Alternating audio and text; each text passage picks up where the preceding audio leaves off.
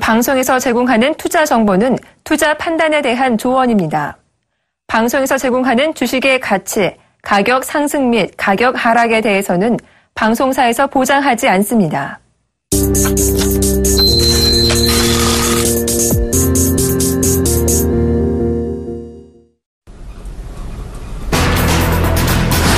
미국과 일본 등 12개 나라가 참여해온 환태평양 경제 동반자 협정 TPP 협상이 5일 타결됐습니다. 이에 따라 전 세계 GDP의 40%를 포괄하는 세계 최대 자유무역지대가 출범하게 됩니다.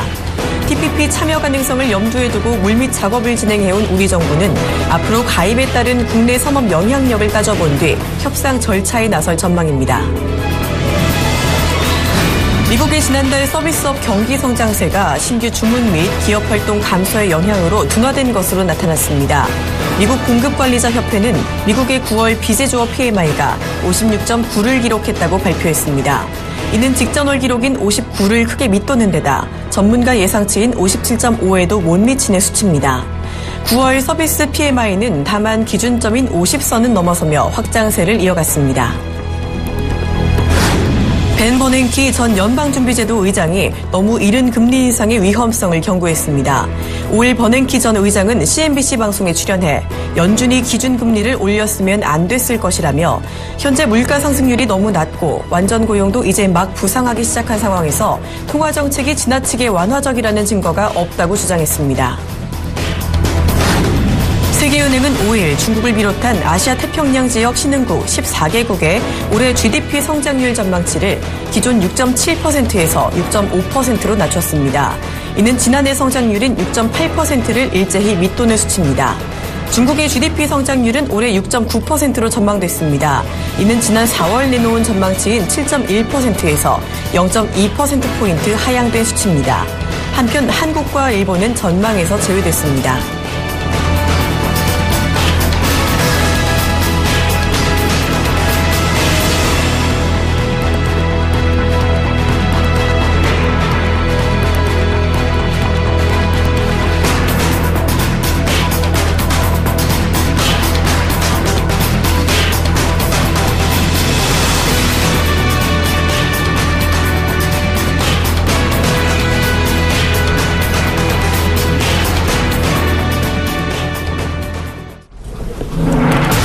안녕하십니까. 출발증시와이드 박진영입니다. 어제 미국과 일본이 주도하는 세계 최대 무역협정 TPP가 타결이 됐습니다. 이는 2010년 미국이 공식 참여한 이후 5년 만의 협상 타결인데요. 이에 일본과 미국 시장 투자 심리가 일제히 회복하는 모습을 보였습니다. 간밤에 발표된 미국의 비제조업 지표는 조금 부진했던 것으로 나타났지만요. 시장은 이 사실을 또 호재로 받아들인 것으로 풀이가 되고 있습니다. 전체적인 글로벌 마감 상황 먼저 뉴욕 증시부터 알아보도록 하겠습니다. 먼저 뉴욕 3대 지수 모두 1% 넘게 일제히 올랐습니다. 먼저 다우지수와 S&P 500 지수는 1.8% 넘게 올랐고요. 나스닥은 1.5% 넘게 상승 마감하는 모습을 보였습니다. 어제 발표된 TPP 협상의 타결 그리고 이 서비스업 지표의 부진이 시장에는 겹 호재로 작용을 했는데요. 이 시장은 서비스업 지표가 부진하면서 금리 인상 연기 가능성을 크게 받아들였고 이에 더해서 벤 버냉키 전 연준 의장도 이 금리를 아직은 올릴 때가 아니다라는 발언을 하면서 투자자들에게 금리 인상 연기에 대한 기대감을 심어준 것으로 풀이가 되고 있습니다. 이어서 유럽 마감 상황도 살펴보도록 하겠습니다. 유럽도 전일 일제히 상승 마감했는데요. 그 상승폭은 미국 것보다 컸었습니다. 먼저 영국과 독일 증시는요. 2.7% 넘게 상승을 했습니다. 프랑스는 더 강했는데요. 3.5% 넘게 오름세로 마감을 했습니다. 유럽에서도 부진한 지표가 호재로 작용한 것은 마찬가지였습니다. 이 서비스업 지표가 부진하게 발표가 되면서 이번 주에 있을 ECB 통화정책회의에서 양적 완화가 확대되지 않겠는가 하는 기대감이 시장에 반영된 것으로 풀이가 되고 있습니다. 계속해서 유가 마감 상황도 보시면요. 유가 어제 상승 마감했습니다. WTI 배럴당 1.6% 오른 46.26달러를 기록했고요. 브렌트유는 배럴당 2.2% 오르면서 49달러를 넘었습니다. 이 세계은행이 중국의 경제 성장률 하향을 전망하면서 이에 중국의 추가 부양책이 나오지 않을까 하는 기대감이 유가에는 긍정적인 영향을 미친 것으로 풀이가 되고 있습니다. 계속해서 아시아 증시 보시도록 하겠습니다. 중국은 어제도 휴장이었죠. 국경절 긴 연휴를 보내고 있고 마감했고요. 일본은 어제 상승 마감했습니다. 니케이 지수 어제 1.6% 오르면서 18,000선을 회복했는데요. 나흘 연속 상승 마감한 모습입니다. 자, 전날 미국 증시가 고용지표 부진 영향에 상승한 것이 일단 투자 심리의 회복을 이끌었고요. 또 이 TPP 합의에 대한 기대감도 호재로 작용했습니다. 장 마감 이후 TPP 협상은 타결된 것으로 발표가 됐고요. 이 사실이 오늘도 이 시장에 긍정적인 영향을 줄 것인지는 조금 더 지켜보실 필요가 있겠습니다. 자, 이어서 국내 증시 마감 상황입니다. 코스피와 코스닥 일단 모두 상승 마감했습니다. 코스피 0.4% 오른 1978포인트를 기록했고요. 코스닥은 0.7% 가까이 오르면서 691포인트를 기록했습니다. 자, 우리 시장 역시 미국의 금리 인상 연기 기대감에 이처럼 상승 마감하기는 했지만요. 전강후약의 아쉬운 모습이었습니다. 장 초반에는 양시장이 모두 1% 넘는 시원한 오름세를 보였지만요. 이 차익 실현 매물이 나오면서 오후장으로 갈수록 상승폭을 반납했습니다. 이 코스피에서는 기관이 매수하면서 지수 상승을 이끌었지만요. 외국인이 소폭 매도했고 이 개인의 매도세도 강했습니다. 반면 코스닥에서는 외국인이 사들이는 모습을 보였네요. 자, 세계적으로 증시가 크게 같이 움직이는 모습을 보여주고 있습니다. 이번 주에도 굵직한 이슈는 많이 나타나고 있죠. 계속해서 증시 방향성 체크해 보실 필요 있겠습니다. 출발 증시 와이드 지금 시작합니다.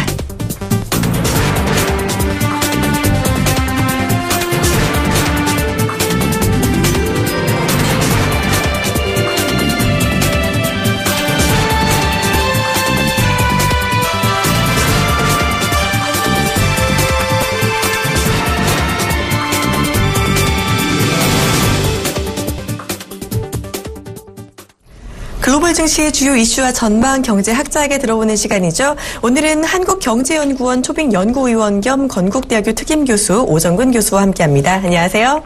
안녕하세요. 네, 어제 미국과 일본이 주도하는 경제무역협정 TPP가 타결이 됐습니다. 이 세계 GDP의 40%를 포괄하는 규모의 거대 자유무역협정인데요. 이 한국의 주요 무역 상대국들이 상당수 포함되어 있다고 하죠. 우리는 그동안 양자간 무역인 FTA에 집중하느라 여기에는 가입하지 못했는데요. 이 우리와 주력 분야가 겹치는 일본이 이렇게 TPP 협상을 타결하면서 우리와 같이 이 수출 경쟁력에 타격이 생기지 않겠느냐라는 우려감이 나오고 있는 것 같습니다. 이런 TPP 타결 소식 우리 경제에는 어떤 영향을 미칠까요? 1차적으로는 이제 지금 말씀하신 대로 일본인 여기에 참여하고 있고 우리는 참여하지 않고 있기 때문에 특히 여기에 참여하는 국가들, 특히 미국 시장에 대해서 수출하는 품목 중에서 일본과 경합하는 품목이 우리가 피해를 볼 가능성이 큽니다. 일본은 이제 관세가 없어지고 한국은 여전히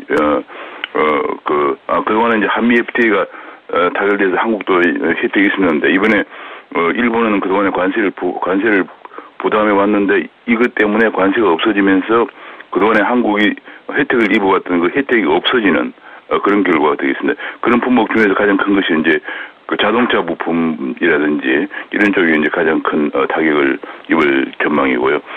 무엇보다 더 중요한 것은 이것이 이제 TPP를 하는 것이 본래 미국과 일본이 주도해서 중국을 견제하려고 하는 그런 동아시아 무역 협정이기 때문에 우리가 여기에 참여하지를 않고 그다음에 RCEP이라고 하는 영내 포괄적 경제 동반자 협정이라고 해서 중국이 주도하는 그 동아시아 지역 무역 협정이 있는데 여기에 참여하고 있기 때문에 지금 이것이 잘못 밖에서 인식이 될 경우 특히 이제 미국 쪽에서 인식할 때는 미일 동맹에 우리는 끼지 않고 한국은 중국 쪽에 기우는 것이 아닌가 하는 오해를 가져올 경우에는 한국 경제가 예상외에 큰 타격을 입을 가능성도 있다고 보여집니다. 네, 일단 일본의 TPP 협상 타결로 우리의 자동차 업종이 조금 타격을 입을 수도 있다는 분석, 오늘 시장에는 또 어떤 영향을 미치는지 지켜봐야겠죠. 이처럼 한국이 TPP에 가입하지 않은 것을 두고 또 논란이 일고 있습니다. 일단 미국과 중국과 FTA를 이미 하고 있는 데다가 일본과 FTA를 체결하는 셈이 되기 때문에 가입하지 않는 게 낫다라는 이야기도 있고요. 또 반면에는 워낙에 큰 자유무역협정이기 때문에 불참할 경우 불이익이 좀 커질 거다라는 분석도 나오고 있습니다. 자, 또 우리가 TPP 가입을 원한다고 해도 그것이 쉽지만은 않은 상황인데요. 이 TPP에게 가입하는 게 좋은지 아니면은 가입한다면 시기는 언제가 가능할지도 궁금합니다. 그동안은 이제 여러 가지로 이제 이해 득실을 검토해 왔습니다만은 궁극적으로는 참여하는 것이 바람직하다고 생각하고 있습니다. 현재 가장 중요한 문제는 우리가 TPP는 미국이 주도한 미국과 일본이 주도하는 환태평양 지역의 경제 다자간 무역 협정이고 여기에 참여를 하지 않고 우리가 중국이 주도하는 지금 현재 동아시아라고 하는 세계에서 가장 다이나믹하게 성장하는 시장을 두고 미국과 중국이 쟁표를 하고 있는데 우리가 여기에서 중국 편에 선언 인상을 주게 될 경우에 벌써 이제 우리가 2013년에 늦게나마 TPP 가입을 하려고 해야겠다고 했을 때 미국이 반대를 했거든요. 그래서 그렇게 참여를 못하게 된 겁니다. 그래서 이처럼 이제 이런 문제가 생기면은 우리 경제가 여러 가지 면에서 뭐 무역, 금융 혹은 여러 가지 면에서 타격을 입을 수가 있기 때문에 사실은 진작 RCEP에 가입하는 시점에 TPP에 가입을 선언을 하고 참여를 했어야만이 해서 미국과 중국 사이에 균형자적인 입장을 취해왔어야 되는데 RCEP에는 가입을 하면서 TPP에는 가입을 안 하게 되는 바람에 이것이 아주 지금 현재 한국이 극복해야 될 큰 과제예요. 이거 TPP에 가입 여부가 한국의 GDP를 조금 증가시키고 안 시키고 그런 차원의 문제가 아니고 이게 지금 미중 간의 새로운 국제 경제 질서를 두고 다투고 있는데 요에 이제 금융면에서도 미국이 반대했던 미일이 반대했던 AIIB 한국이 가입했거든요. 그러면 이제 금융 무역이 지금 면에서 쟁표를 하고 있는데 우리가 다 중국 쪽에 지금 가입을 하고 있단 말이에요. 그래서 이런 부분이 지금 간단치 않는 앞으로 커다란 논쟁을 불러올 전망입니다. 네, 이 TPP 가입을 미리 했어야 했다라는 이야기까지 해주셨습니다. 어제 미국에서 또 지표가 하나 발표가 됐죠. 이 9월 ISM 비즈업 지표가 나왔는데 예상치를 하회하는 부진한 결과가 나왔습니다. 이 지난주 발표된 고용 지표에 이어서 서비스업 지표도 조금 주춤했는데요. 시장은 또 한편으로는 이를 반갑게 맞아들인 것 같습니다. 어제 발표된 미국의 비제조업 지표 분석도 리뷰 부탁드립니다. 네, 그렇습니다. 이게 이제 지금 시장에서 일단 반갑게 생각한 것은 일단 미국의 금리를 10월 FOMC에서 올리지 않을 게 이제 확 실시됐기 때문에 그래서 이제 반가운 소식이지만 문제는 이것이 지금 8월 9월 고용이 13~14만 명 정도밖에 20만 명이 정상적으로 보는데 신규 고용이 증가하지 않는 속에서 그나마 그것도 제조업이 아니고 서비스업 쪽에서 고용을 흡수해 왔는데 이거 이제 서비스업 PMI가 시장에서 예상했던 것보다도 낮게 나왔기 때문에 지금 이제 그 얘기는 뭐냐 미국에서 고용을 흡수할 부분인 서비스업마저 고용 흡수력이 떨어지고 있는 모습이라서 미국이 아마 지금 이제 고용 불안이 증가하면서 이렇게 되면 잘못하면은 12월 FOMC에서도 금리를 올릴 수 있을 것인지에 대해서 굉장히 지금 조심스럽게 좀 올리지도 못할지도 모른다 하는 전망들이 나올 것으로 보여집니다. 네, 일단은 지표 부진으로 인해서 10월의 금리 인상은 어렵다는 사실 조금 더 염두에 두시면 좋겠는데요. 요즘 들어 또 신흥국의 위기설이 계속해서 불거지고 있습니다. 이 한국을 포함해서 주요 20개국의 경기 회복세를 가늠하는 척도인 이 타이거 지수에 의하면요. 신흥국의 경기 둔화가 생각보다 심각한 수준이다라는 분석이 나오고 있다고 하는데요. 또 어제 세계은행에서는 신흥국 14개국의 성장률 전망을 하향하기도 했습니다.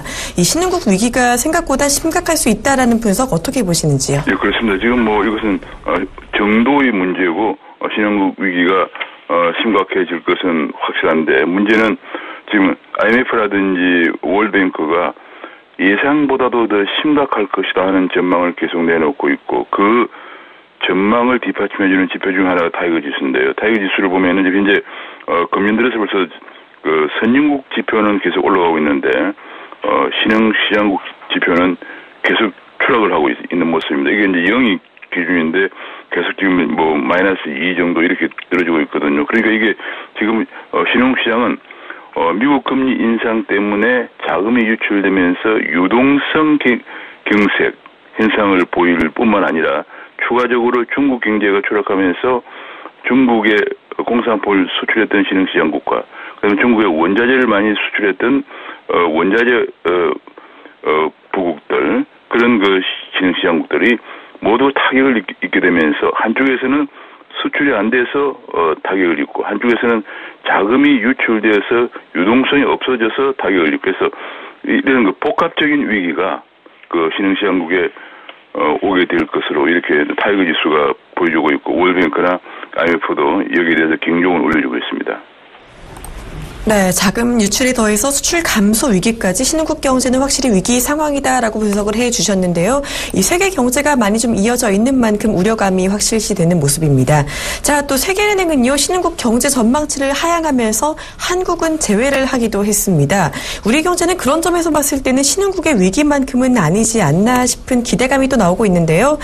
일단 3분기 우리나라 경제 성장률이 2분기 대비 1% 안팎일 것이다라는 전망이 나오고 있다고 합니다. 그러면서 5분기째 이어지고 있는 0%대 저성장 벗어날 수 있을지 이런 기대감이 또 나오고 있는데요. 우리 경제 이 3분기 회복세를 기대해봐도 좋을까요?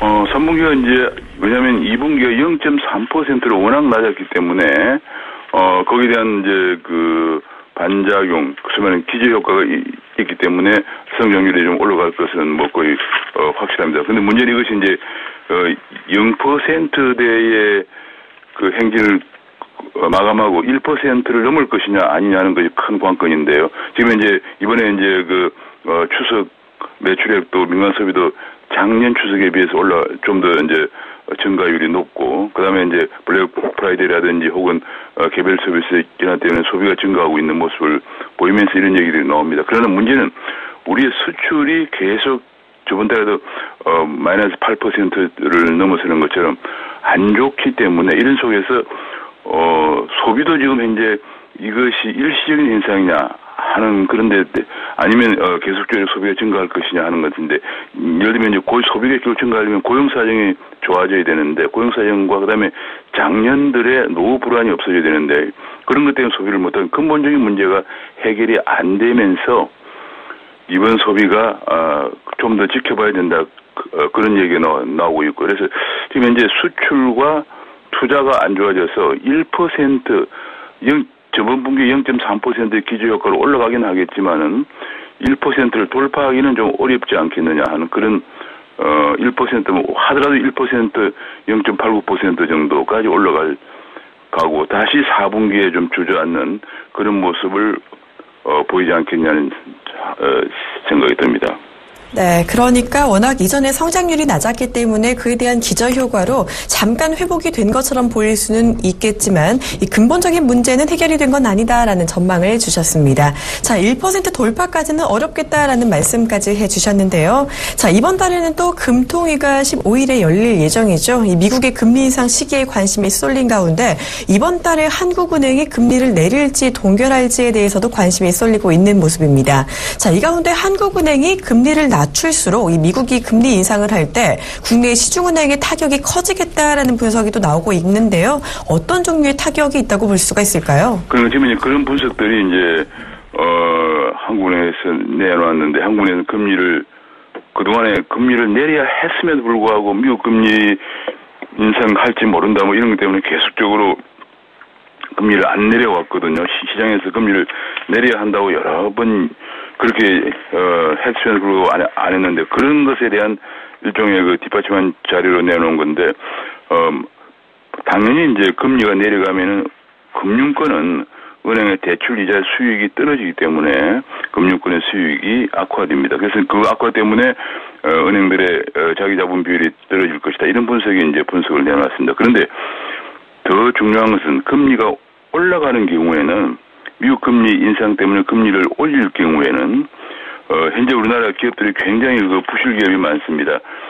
그런데 기업 부실이 증가해서 기업 부실로 인해서 금융 부실이 증가해서 결국은 자기 자본 비율이 또 하락하는 그런 문제가 금리를 내려서 자기 자본 비율이 하락하는 것보다도 금리를 올려서 기업 부실로 인한 금융 부실 그리고 자기 자본 비율 하락하는 정도가 더 클 것으로 저는 전망을 하고 있습니다. 그래서 현재 금리를 미국에 비해서 우리가 계속 금리를 낮춰야 되는데 낮추지 않고 높게 유지하고 있는 것이 기업 부실을 지금 현재 증가시키는 원인이 되고 있고 앞으로 미국 금리 인상 때문에 금리를 올릴 경우에 가장 큰 문제가 현재 기업들이 갖고 있는 부채가 약 한 2,400조 정도 돼요.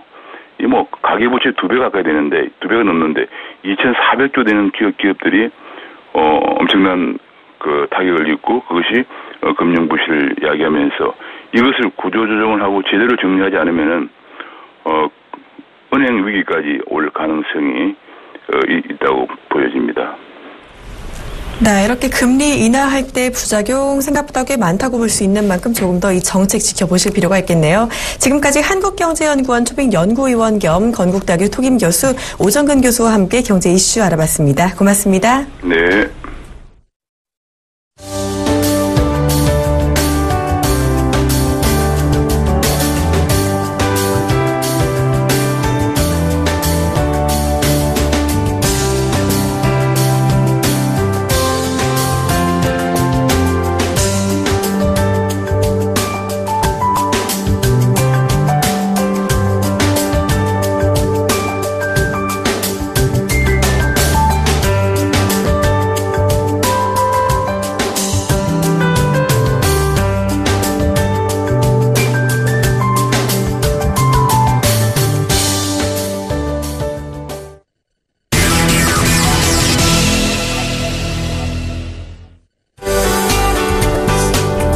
시청자 여러분 안녕하십니까.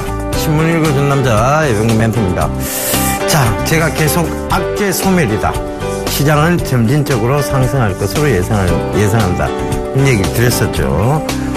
시장은 실제적으로 이제 무슨 악재가 있었냐는 듯이 시장은 다시 회귀를 하고 있습니다. 전일 미국이 이제 금리 인상 시기가 뒤로 많이 늦춰질 것이라는 예상이 나오면서 폭등이 나왔습니다. 그죠? 한 300포인트가 넘는 급등세가 나왔고, 결국은 이런 부분들, 제가 예상했던 대로, 그리고 여러분들께 얘기 드렸던 대로, 말하는 대로, 됐습니다. 자, 그러니까, 앞으로도 여러분들이 이 부분을 꼭 좀 참고하시면서, 서울경제TV를, 계속 참고하시면 되겠습니다. 계속, 보셔야 결국은 그 시장에 대한 부분들을 해안을 잡아 나가실 수 있습니다. 아시겠죠? 자, 오늘도 그와 같은 맥락에서 외신과 국내 최대 일간지 서울경제신문 살펴보면서 얘기 이어가도록 하겠습니다.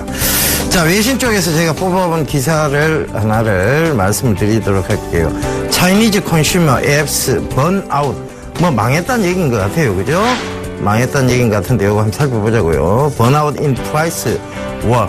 그러니까 가격 경쟁 때문에 차이니즈 컨슈머 소비자 앱이 지금 망해가고 있다, 이런 얘기를 지금 하고 있습니다. 그러니까 요 기사를 좀 내려보면요, 이 우버 택시가 아니고요, 이거 뭐냐면 중국에 있는 앱이에요. 세차부터 시작해서 델리버리, 그러니까 그 음식 배달 이런 것까지 해주는 O2O, 그러니까 온라인 투 오프라인에 대한 그 O2O 시장에 대한 얘기입니다. 이 어플리케이션들이 왜 망해가고 있느냐? 뒤에 이유는 나오죠. In price war. 그러니까 결국은 이 가격 경쟁력 때문이에요. 그러니까 심각한 가격 경쟁으로 인해서 이들이 망해가고 있는 거예요. 이들의 원가가 거의 한 세차 서비스 원가가 한 17불 정도 된답니다. 17불 정도 되는데 이거를 어떻게 하느냐 하면 이들이 충성 고객을 확보하기 위해서 이 기사 내용에 보면 한 7불 이하로 떨어뜨린 거예요. 그럼 이제 손실은 회사가 떠안아야 되겠죠. 그죠? 근데 잔치하자고 사흘 굶는 거나 똑같습니다. 굶어 죽는다는 얘기하고, 우리나라 왜 그런 속담 있잖아요. 그죠? 잔치상 얻어먹기 위해서 사흘을 굶다가 굶어 죽는 일이 생긴다, 이런 얘기인데, 이 똑같은 얘기입니다. 이게 충성 고객을 확보하기 위해서, 사실 온라인 고객들은요, 충성 고객이 없습니다. 뭐냐 하면, 가격 사닥하면 이쪽으로 훅 몰려가고, 또 저쪽에 가격 사닥하면 저쪽으로 훅 몰려가는 거예요. 그래서 기업체들 좀비식으로 사냥해가 들어가는 게 어떻게 보면 온라인 업체들의 가격 경쟁력이라고 보시면 됩니다. 이게 스마트 컨슈머는 아니에요, 사실은. 저는 소비자들이요, 너무 가격 갖고 깎는 거, 가격 갖고만 얘기하는 거, 그럼 그들을 보고 굶어 죽으라고 얘기하는 거, 이걸 저는 블랙 컨슈머라고 생각을 합니다. 이 스마트 컨슈머 아니에요. 너무 싼 데만 찾아다니는 거, 그것은 기업을 죽이는 거와 똑같습니다. 저희 와이프가 이제 시장 보러 갈 때 저는, 시장의 아주머니들한테 가격 깎지 말라는 얘기합니다. 그러면 그 아주머니들이 먹고 살기 힘들습니다. 이런 얘기입니다. 똑같습니다. 너무 우리가요, 기업체들이나 어떤 곳에 가격을 너무, 인하한 쪽만 쫓아다니보면 결국은 그 기업들을 못 보게 됩니다. 결국은 독과점에 있는 기업들만 우리가 볼 수 있다는 것이죠. 그래서 그런 부분들을 좀 참고를 해보신다면 이런 터무니없는 가격 경쟁, 중국이 어떻게 보면 자본주의로 겪어 나가는 과정에서 지금 그들이 어떻게 보면 새로운 산업 쪽에 성장을 하다 보니까 그게 성장통이 있다라고 보시면 되겠습니다. 그래서 이 대책 없는 경쟁들이요, 결국은 온라인 시장의 병폐가 된 것이고, 이것은 포털 사이트, 그러니까 대형 포털사의 성장만 지속시켜주는 겁니다. 중개해주는 업체죠. 원래 중개해주는 업체, 그런 쪽이 돈을 벌 수밖에 없습니다. 그래서 저는 이 기사를 보면서요, 여전히 우리가 이제 포털 사이트의 어떤 성장을 좀 봐야 된다, 이런 얘기를 좀 드리고 싶습니다. 네이버나 다음 카카오, 이런 회사들은요, 그들이 판만 벌려놓은 거예요. 거기 와서 사람들이 경쟁을 하건 말건 그들은 판만 벌려놓고 광고비를 챙기는 쪽입니다. 그러면 이렇게 경쟁하는 업체들은 출혈 경쟁이 되지만 그들은 계속해서 이익이 쌓여가고 성장을 지속하고 있다는 것이죠. 특히 이렇게 온라인이 활성화되면 그들의 이익은 더더욱 높아질 수밖에 없습니다. 그래서 지금 네이버도 그렇고요, 다음 카카오도 그렇고 저평가 구간에 놓여 있죠. 그래서 그런 부분들, 펀더멘탈의 훼손이 거의 없습니다. 그런 부분들을 좀 참고하셔서 여러분들이 잘 대처를 하시면 좋겠습니다. 높은 가격대에서는 물론 저는 안 좋다고 말씀을 드렸지만 지금 떨어진 구간에서는 결코 안 좋을 이유가 없습니다.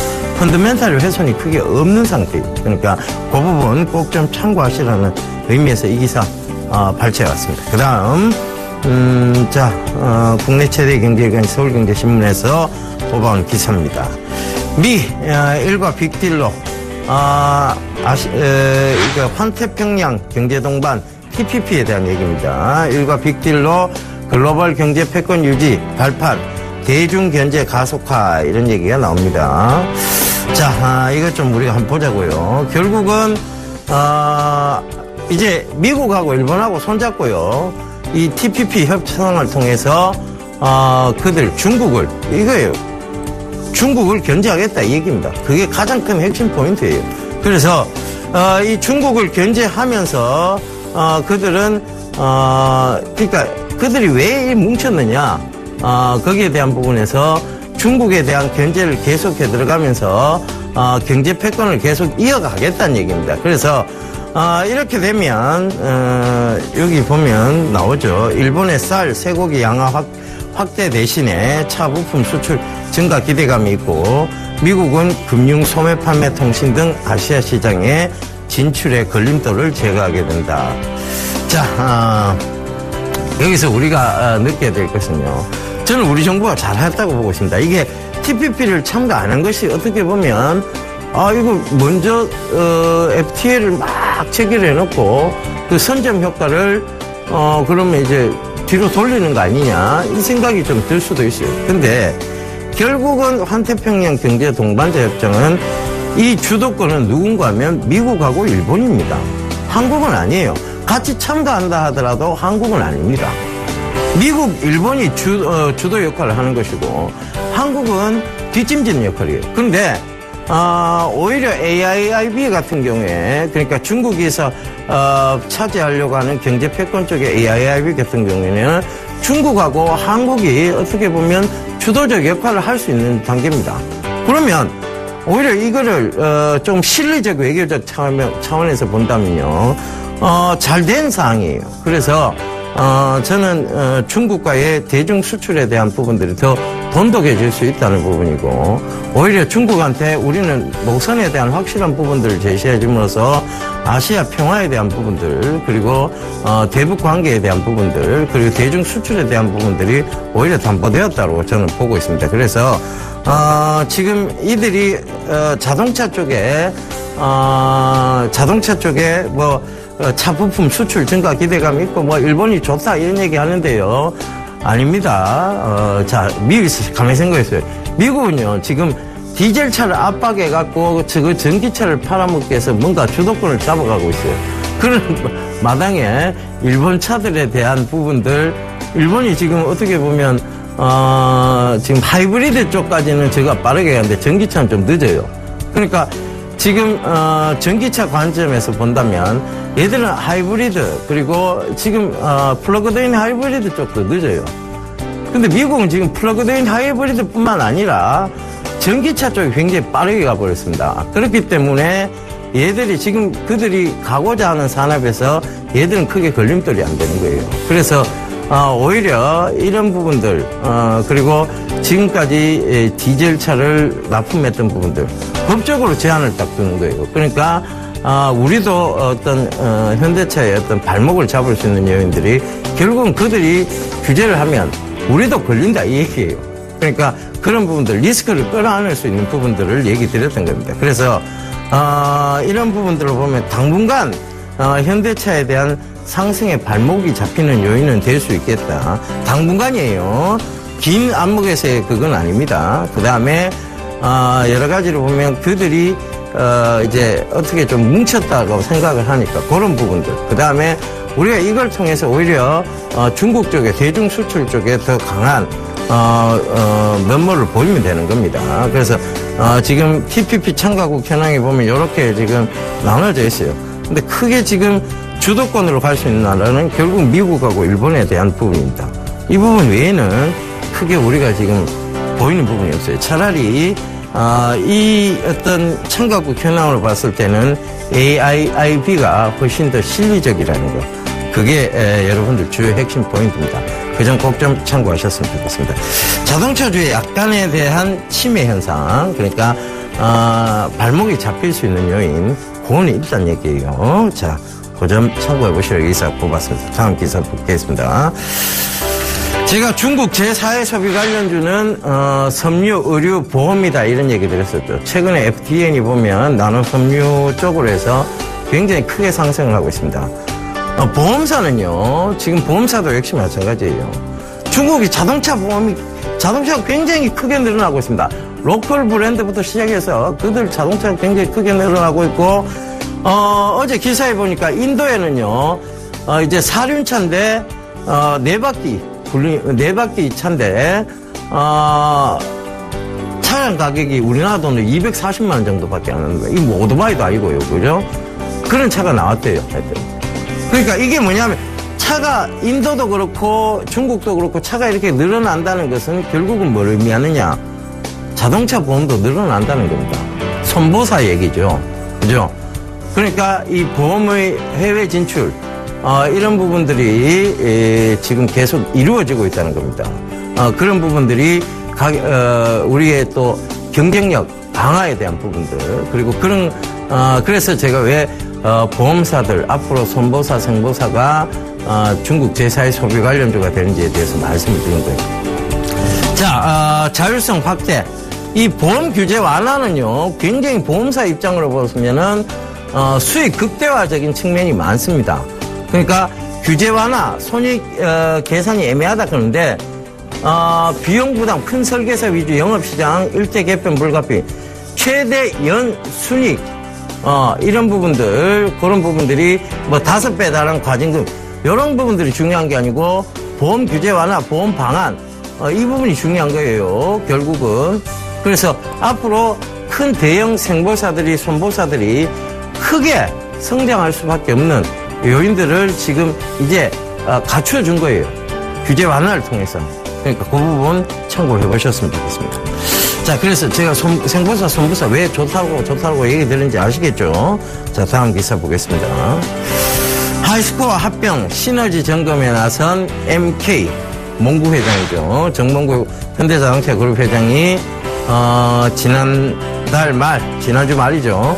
현대제철 당진 공장을 전격 방문해서 자동차 강판 생산 현장과 특수 강공장 연구소 등을 둘러봤다는 얘기가 나옵니다. 자, 현대 하이스코어하고 현대제철에 대한 합병에 대한 얘기죠. 사실은 이 현대제철만큼 영업이익이나 실적이 제대로 나오는 데가 없습니다. 그럼에도 불구하고 주가는 계속 빠지고 있죠. 향후 우려에 대한 기대, 우려에 대한 부분들, 그런 부분들이 주가에 계속 수용이 됐기 때문에 그렇습니다. 근데 결과적으로 보면 지금까지도 보면 펀더멘털에 크게 훼손은 없습니다. 그럼에도 불구하고 주가는 빠지고 있다. 현대제철하고 사실 현대하이스코어하고 비교해보면 월등하게 현대제철이 큰 회사입니다. 그리고 영업이익이나 여러 가지 측면을 봐도 현대제철이 월등한 회사입니다. 그럼에도 불구하고 현대하이스코어 주가는 계속 좋았던 반면에 현대제철이 왜 나빴느냐.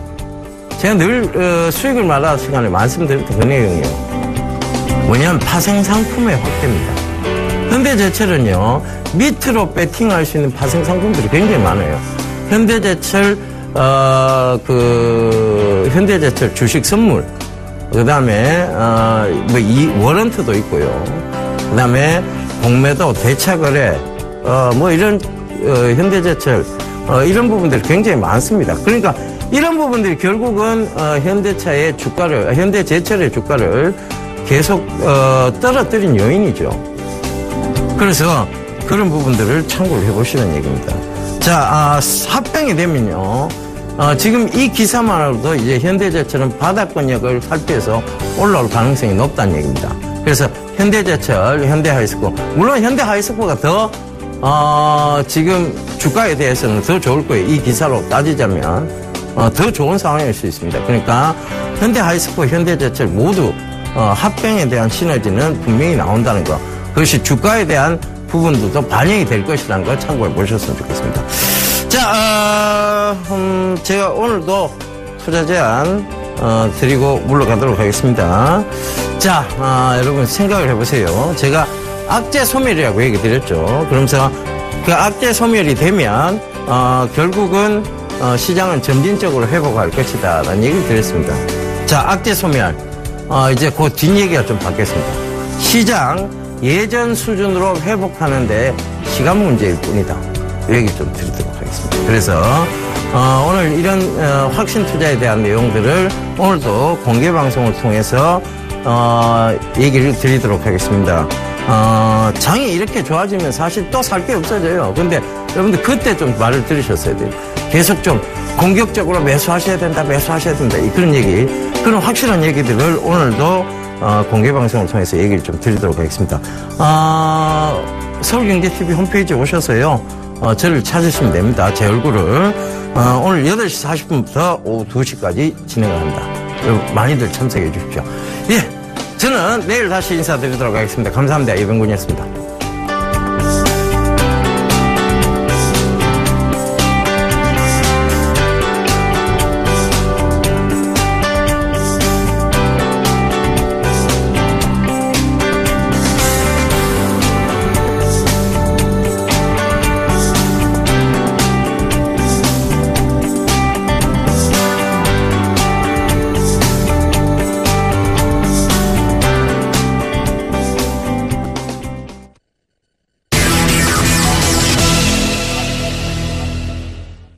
본 방송에서 제공하는 투자 정보는 투자 판단에 대한 조언입니다. 해당 주식의 가치나 수익률에 대해서는 보장하지 않습니다. 네, 지금 이 시간 국내 시황의 대가와 함께 국내 시장 전략까지 알아보는 시간이죠. 오늘은 SK증권 영업부 PIB 센터 이재광 이사와 함께합니다. 안녕하세요. 네, 안녕하십니까. 네, 어제 글로벌 증시 모두 상승세 보였습니다. 미국의 지표 부진으로 미국의 금리 인상이 미뤄질 거다라는 기대감이 더해서 글로벌 시장에서는 TPP의 타결까지 호재로 작용을 했는데요. 우리 시장도 어제는 오르긴 했지만 전강후양의 장을 연출을 했었죠. 전체적인 어제 시장 먼저 리뷰 부탁드립니다. 네, 참 오늘 새벽에 투자자분들 좀 기쁘지 않나 생각이 됩니다. 왜냐하면 오늘 새벽에 끝난 뉴욕 증시를 포함한 해외 증시들이 크게 상승하는 그런 모습을 보였네요. 자, 오늘은 제가 이제 통상적으로 해외 시장 동향부터 아침에 여러분에게 전략을 드리는데, 리뷰를 해드리는데, 오늘은 국내 시장부터 한번 살펴보도록 하겠습니다. 자, 지난주에 10월 시작하는 첫날 여러분을 찾아갔었죠. 그래서 10월에 대한 전반적인 그 전략을 한번 말씀드렸는데, 오늘 그 2탄으로서 좀 거시적인 항목에서 과연 현재 시점에서 투자를 해야 되는지, 현재 국내 시장의 위치가 어떤지 한번 점검해 보도록 하겠습니다.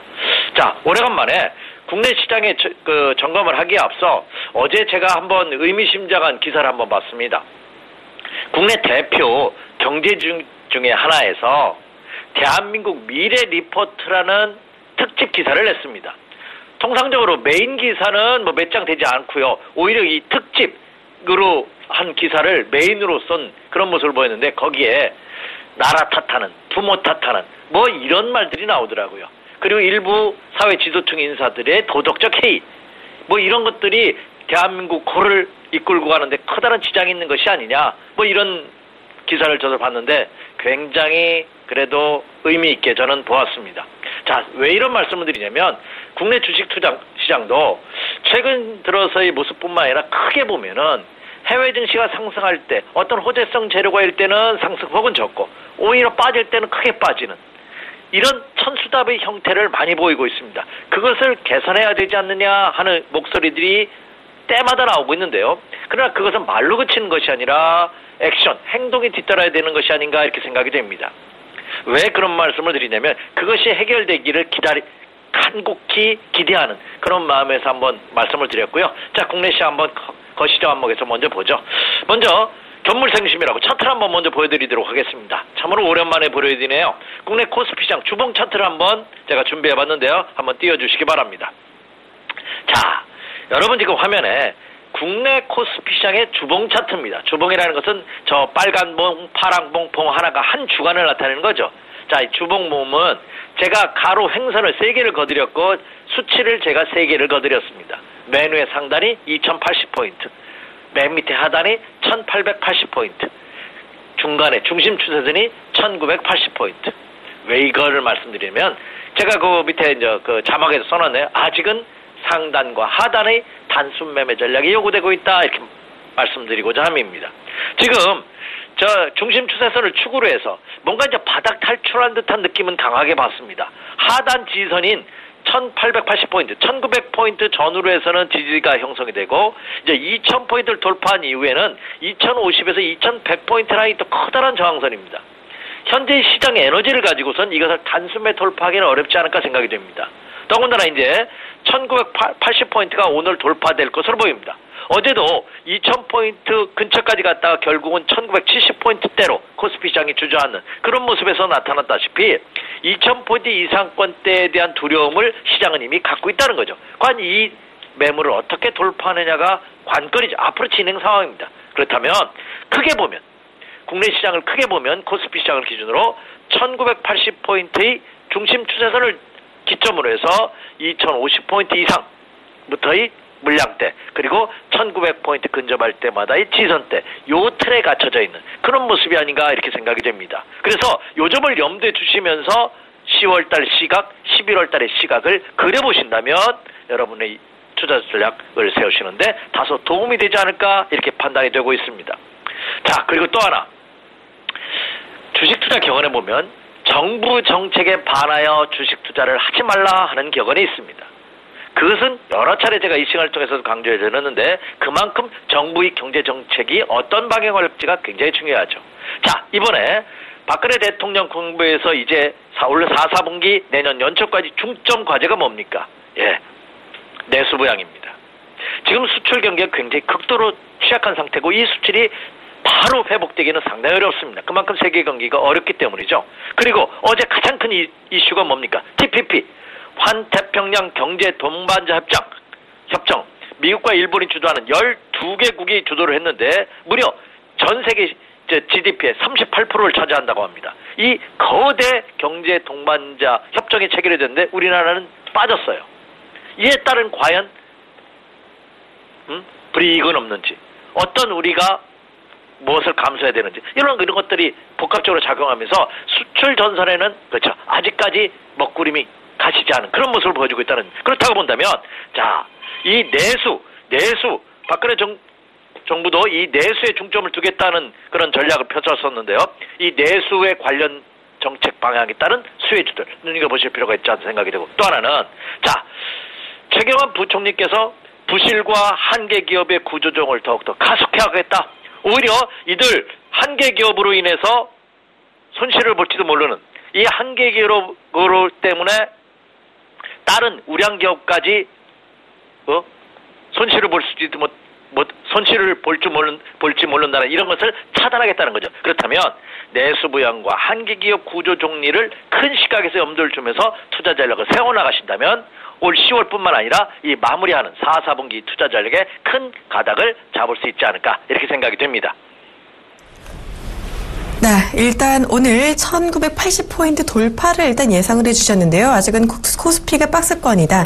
이 박스권 하단과 상단에 단기적인 매매를 할 때다라는 말씀 주시면서 내수 관련주들에 대한 관심까지 촉구를 해주셨습니다. 자, 전체적으로 글로벌 증시는 상당히 강했는데요. 이 미국과 유럽의 지표가 부진했음에도 불구하고 증시는 상당히 강세를 보였습니다. 이 전일 글로벌 시장도 리뷰 부탁드립니다. 네, 참 아이러니한 상황이죠. 미국 시장이 급등을 했습니다. 와, 다우존스 공업지수가 300포인트가 넘는 거의 2%에 가까운 급등을 보였는데요. 그리고 나스닥 시장은 연초 지수를 돌파를 했어요. 아, 굉장히 긍정적인 모습. 그러니까 미국 시장도 이제 완전히 바닥을 탈출한 것이 아니냐 하는 기대감이 이미 8분응선에 접어들고 있는 것이 아닌가 하는 생각을 가져봅니다. 그런데 왜 아이러니하냐고 말씀드렸냐면 경제 지표가 안 좋게 나왔기 때문에 상승을 했다는 거죠. 고용 지표에 이어서 오늘 발표된 우리나라 시간 오늘 새벽에 발표된 서비스업 지표도 부진하게 나다. 안 좋게 나왔어요. 이로 인해서 미국 주가가 급등했습니다. 그것은 뭐냐? 올 10월 달로 예고되고 있는 미국 금리 인상이 어렵지 않느냐? 이제 10월이 문제가 아니라 12월로 늦춰지는 것은 당연한 것이 아니냐? 올 12월도 이거 불안한 것이 아니냐 하는 의견이 지배적으로 미국 월가를 강타하면서 미국 증시가 급등하는 그런 모습을 보였습니다. 단순히 상승한 것은 기분 좋은 일입니다만 그 내막을 들어보면 그렇죠. 근데 왜냐하면 지금까지 미국 증시를 포함한 전 세계 시장이 그리고 신흥국 시장이 급락했던 가장 큰 요인이 미국 금리 인상이죠. 미국이 금리 인상을 한다면 그동안 양적 완화로 인해서 풀렸던 그 자금들이 미국으로 다 쏠리기 때문에 신흥국 증시가 자금이 빠져나가면서 급락을 보였던 겁니다. 그것이 해소될지도 모른다 하는 기대감 때문에 급등한 거죠. 자, 미국 다우존스 공업지수 일봉 차트 한번 보도록 하겠습니다. 자, 미국 현재 보시는 것이 다우존스 공업지수입니다. 근데 다우도 17,000포인트에 근접하면 17,000포인트 이상에는 제가 저항선을 거드렸죠. 이게 17,400포인트입니다. 그러니까 17,000포인트 중반대 가면 이제 크다는 저항선이죠. 물론 어제 종가가 상승했다고는 하지만 16,700포인트대예요. 아직도 한 700포인트 내외 폭이 남아있는 거죠. 그죠? 그리고 보시면 최근 이틀 연속 장대 양봉이 굉장히 긍정적인 모습입니다. 그래서 완전한 바닥 탈출 모습을 보이고 있습니다만 그러나 17,000포인트 이상권대에서는 또 다른 매물벽에 부딪힐 가능성은 없다. 이렇게 생각이 됩니다. 그러면 제가 모두 언급해드렸던 국내 주식시장의 거시적인 안목 2,000포인트 돌파 이후의 물량대 요거와 비슷하게 맞아떨어진 것이 아닌가 이렇게 생각이 됩니다. 그래서 미국 시장도 바닥 탈출 신호의 모습을 보이면서 급락의 가능성은 해소되고 있습니다만 추가 상승을 보일 때는 단기 저항선에 근접하고 있다는 점도 같이 염두에 두자 이렇게 말씀을 드리고요. 자, 다음에 유럽 증시도 보도록 하겠습니다. 유럽 증시도 아주 멋있죠. 네, 영국, 프랑스, 독일 유럽의 3대 대표 국가들이 거의 2%에서 3%대 급등을 실현하는 그런 모습을 보였습니다. 유럽 시장의 급등 요인이 단순합니다. 돈을 더 풀겠다는 거죠.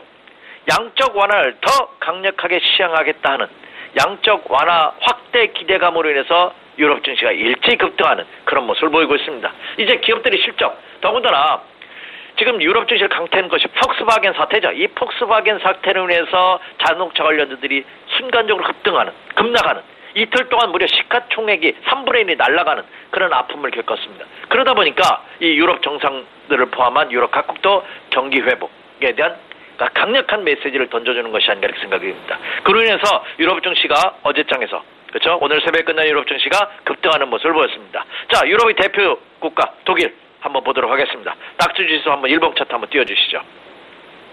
자, 유럽 증시는요.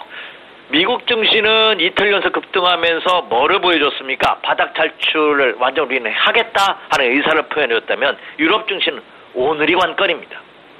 오늘 우리나라 시간으로 오후에 열리죠? 오후 5시 이후 6시부터는 대충 유럽 증시가 시작이 되는데 오늘 오후 우리나라 시간 오늘 오후부터 열리는 유럽 증시가 굉장히 중요합니다. 왜냐하면 자 지금 화면에 보고 계시는 독일 닥스지수 일봉 차트 한번 보시기 바랍니다.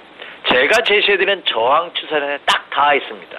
그러면 이 저항선을 돌파하고 나서 쉬느냐 아니면 저항선에 딱 닿고 나서 다시 밀리느냐가 굉장히 중요하죠. 그래서 오늘 상승해 주면은 유럽 증시도 바닥 탈출 신호가 확연된 보여지는 것이 아닌가 생각이 됩니다. 물론 독일 닥스 지수를 기준으로 본다 하더라도 10,000포인트를 돌파한다면 이 10,000포인트가 또 심리적인 저항선으로 작용하고 있습니다. 그래서 돌파 이후에는 한번 조정을 보일 가능성이 높은데 과연 돌파하고서 쉬느냐 아니면 돌파도 못하고 닫고서 쉬느냐. 무궁화 꽃이 피었습니다. 우리 게임 있죠. 그래서 딱 치고 도망가는 거냐 아니면은 돌파한 다음에 쉬느냐의 여부를 한번 체크해 주십시오. 이렇게 말씀을 드린다면 유럽 증시도 오늘 밤이 오늘장이 굉장히 중요하지 않을까 이렇게 생각이 되고 있습니다. 다만 오늘 끝난 유럽 증시에서도 그렇죠 양적 완화, 유럽 정상들도 강력한 경기 부양에 대한 의지를 확인했다 이렇게 생각이 됩니다. 자 그리고 중국 증시로 말씀드린 대로 이번 주 내일 모레 7일까지 휴장입니다. 다음 내일까지 휴장이기 때문에 8일날 이 또 8일날은 굉장히 중요하죠. 뭡니까? 옵션 만기일입니다. 우리나라 시간으로 보면. 그렇기 때문에 이 8일날 중국 시장은 어떻게 개장하냐 굉장히 중요한데 근데 제가 보기에는 8일날도 중국 시장 개장하면서 상승할 가능성이 높다고 봅니다. 왜냐? 중국이 경기 부양에 대한 기대감이 지금 굉장히 부풀고 있습니다. 자 국경절로 7일자가 휴장입니다. 8일날 시작은 아마 정부 당국에서도 인위적으로 해도 끌어올 가능성이 높지 않을까 이렇게 판단이 되고 있습니다. 그래서 해외 증시는 굉장히 긍정적인 그런 모습을 보여주고 있습니다만 추가 상승에 여전히 저항성대에 대한 부담감도 일만의 그렇죠 부담으로 작용하고 있다 이렇게 말씀을 드립니다. 네, 시장이 전체적으로 상승 분위기를 타고 있는데요. 오늘 시청자분들은 또 어떤 종목에 관심 가져가면서 어떤 전략 가져가는 게 좋을까요? 네, 역시 해외 증시 다 좋습니다만 국내 투자자들은 국내 시장 어떻게 해야 되느냐, 내가 갖고 있는 종목 사야 되느냐, 팔아야 되느냐 이것이 더 궁금하지 않나 생각이 됩니다. 자, 그러면 오늘장 투자 전략 한번 살펴보죠. 자, 국내 시장 1번 차트를 먼저 보여드리도록 하겠습니다. 자, 제가 이미 국내 시장은 2,000포인트 이상, 특히 2,050에서 2,100포인트 라인이 커다란 저항선이라는 말씀 드렸습니다. 자, 그런데 1차적으로는 2,000포인트가 관건입니다. 2,000포인트 때에 대한 매물은 크진 않아요. 왜냐하면 지난 9월 달에도 2,000포인트 돌파 시도를 하면서 한번 물량을 한번 소화했었죠. 9월 달에도 한번 소화했지 않습니까?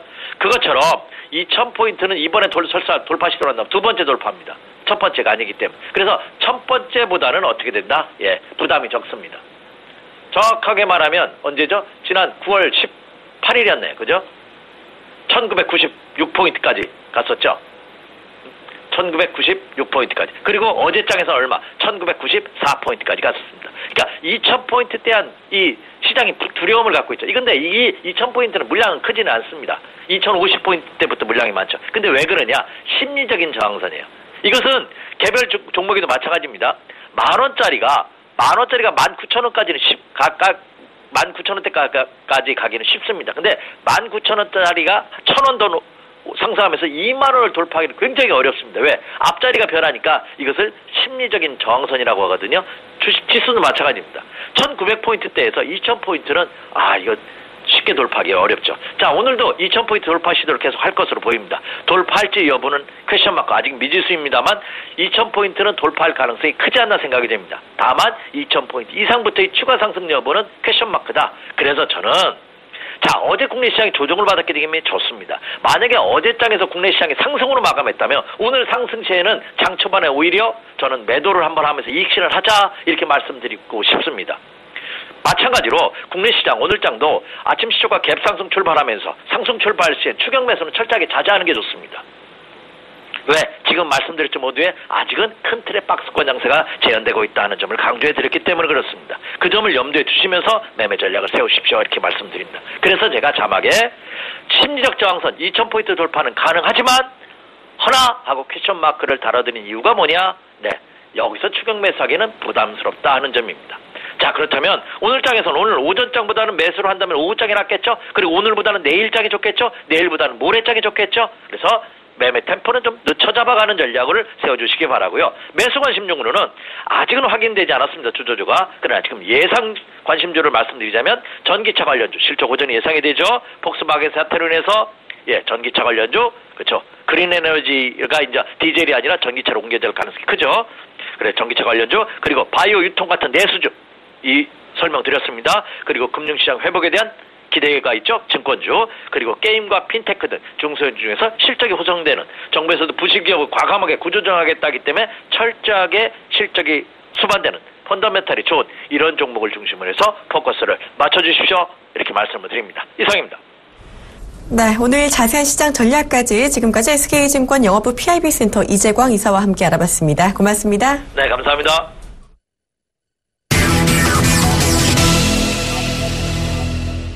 네, 이드코의 성한가 팩토리 시즌2 시간입니다. 오늘도 여의도에 계시는 샘플러스 이드코 멘토 만나봅니다. 안녕하세요. 반갑습니다.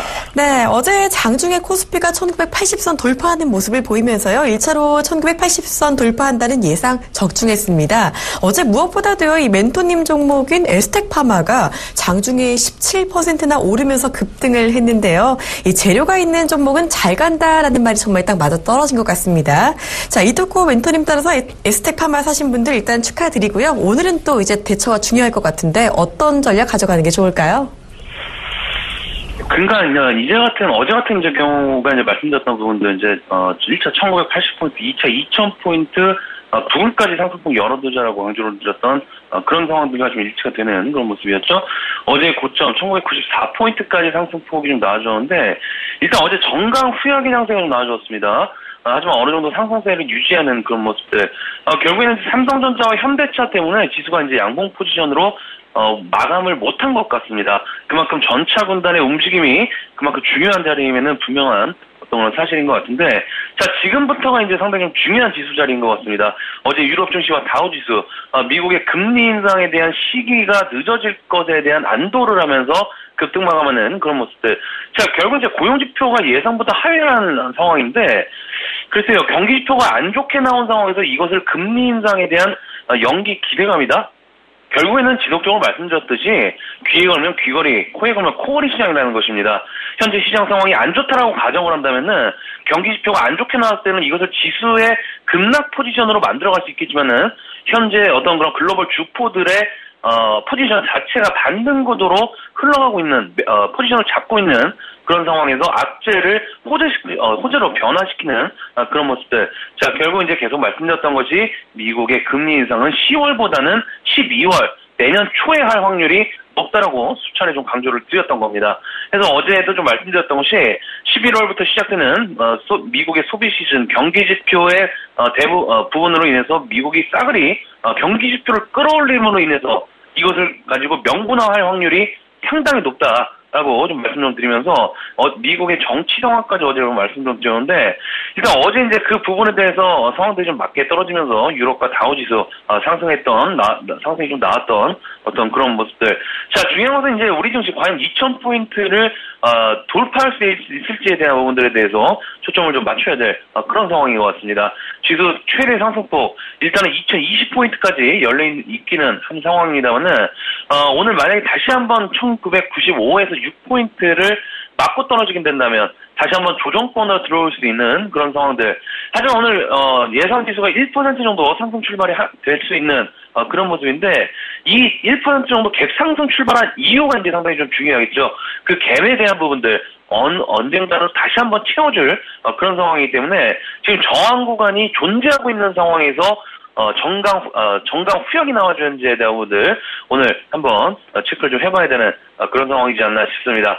자, 해서 2000포인트 돌파한다라고 했을 때 어느 정도 2000포인트 돌파한다라고 했을 때 누차 말씀을 드리지만은 박건 돌파할 것을 예상하고 우리 시청자분들께서는 종목을 매집에 들어가야 된다라고 지속적으로 좀 말씀 좀 드렸던 어떤 그런 부분이기 때문에 지속적으로 현금화 되시는 분들께서는 종목에 포커스를 맞추시고 집중도를 높이셔야 되는 그런 구간들이지 않나 싶습니다. 자, 해서 일단 이번에 상승파동에서 포트를 한번 갈아 낄 것인지에 대한 부분들 발빠르게 생각을 하시고 대응하시는 전략 맞지 않나 싶고요. 자, 중요한 것은 이번 지수 상승 파동 구간이 2차, 3차 랠리적인 구간은 아닙니다. 하지만 이번에 2000포인트 안착한다라고 했을 때 지속적인 상승과 하락이 2000포인트 부근에서 상승과 하락 나올 수 있는 그런 구간이기 때문에 그 부분들 포인트를 좀 잡으시고 2차 상승 포지션 2020포인트 부근까지의 초점 맞추셔서 움직이자라고 좀 말씀 좀 드리도록 하겠습니다. 자, 그런 의미에서 어제 에스텍파마 어제 한 발짝 빠르게 움직인 그런 상황이 되겠습니다. 지난번에 사실은 이제 NH 엔터 최고가에 매도한 이후에 계속적으로 흘러내리고 있는 그런 상황이 되겠죠. 하지만 한번 매도 타이밍을 잡았던 NH 엔터하고는 다르게 에스텍파마 정말 매도 타이밍 욕구가 상당히 좀 많았었는데 그동안 잘 참았습니다. 잘 참았는데 일단 어제 이제 에스텍파마 장중에 17% 정도 폭등세가 좀 나와주게 되면서 기관들이 또다시 매수에 들어온 그런 모습인데 자 어제 이제 거래량이 상당히 좀 많이 터진 그런 모습이었죠. 하지만 지난주에도 말씀 좀 드렸지만은 61선 돌파 나올 것이다라고 좀 말씀드렸던 부분들 기억을 하실 겁니다. 자, 해서 저희도 어제 에스텍파마도 크게 수익 나신 분들, 크게 수익 나신 분들 한 6천만 원까지 수익이 나신 것 같아요. 이번에 NHN도 그렇고, 에스텍파마도 그렇고, 마이너스 나신 분들 거의 없다라고 생각을 좀 하고 있습니다. 지난번에 중국 위안화 전화 때, 그리고 중국발 위기로 주식시장 폭락하고, 또 금리 인상의 불확실성 때로 시장 좀 급락이 나와서 엄청나게 흔들림이 있었지만은 뚝심 하나로 재료를 믿고 또 저 자신을 믿고 묵묵하게 홀딩했던 NH 엔터와 에스텍파마였는데 일단 어제 전량 매도로 수익 실현을 한 만큼 우리 시청자분들께서도 그동안 매수한 기관들에게 시장가로 물량 폭탄 투하를 해서 카운트 펀치를 한 방 지대로 매겨야 되는 그런 부분들이지 않나 싶습니다. 자, 해서 수익 나신 분들은 많으실 겁니다. 수익 축하드린다라고 좀 말씀 좀 드리도록 하겠고요. 자, 24,500원에서 어제 전량 매도를 한 상황입니다. 그래서 오늘 상승 시에 매도 관점으로 1차적인 수익 실현한다. 라고 좀 말씀 좀 드리도록 하겠고요. 자, 결국에는 이제 재료가 있는 종목이냐, 없는 종목이냐에 따라서 상당히 좀 수익률이 달라지는 것 같아요. 지난번에, JW 중의제약, 3번 공략해서 3번 다 수익을 냈었던 그런 부분들도 재료가 있으니까 반등도 빠르게 매수세가 좀 들어오는 모습들. 하지만 현재 재료가 없는 제약바이오 섹터의 종목들은 광동제약이라든지 CTC 바이오라든지 등을 포함해서 수많은 제약바이오 종목들이 있겠지만은 아직까지도 지난번에 급등 후에 급락한 것에 대한 기술적 반등조차 지금 나오지 못하는 것이 현재 현실이기 때문에 다시 한번 말씀 좀 드리지만은 매수하실 때 재료가 있는 종목인가 없는 종목인가에 대한 부분들 실적도 재료이기 때문에 그 부분들을 중점적으로 포인트로 잡으시고 매매하시는 전략이 맞다라고 좀 생각하고 있기 때문에 항시 인지를 하시고 계시는 것이 현명한 그런 방법이지 않나 싶습니다. 자, 해서 이번 반등 구간대를 잘 이용을 한다면은 연말까지는 좀 큰 수익이 좀 나올 것 같습니다. 나올 것 같기 때문에 현재 시장의 순환매 빠르게 나오고 있는 그런 상황에서 적응을 빠르게 하신다면은 분명히 연말까지는 승부를 볼 수 있는 그런 장이다라고 좀 생각을 하고 있기 때문에 지속적인 바닥주들 재료가 살아있는 종목으로 공략을 해서 오늘장 성공 투자 기원 드리도록 하겠습니다. 오늘 상가 팩트는 여기까지입니다. 고맙습니다. 네, 에스텍파마 상승 시 매도 관점 주셨습니다. 시청자분들 매도 타이밍 놓치지 마시고 대응해 주시길 바랍니다. 자, 출발 증시 와이드 1부는 여기서 마무리하도록 하겠습니다. 저는 잠시 후 2부로 돌아오겠습니다. 고맙습니다.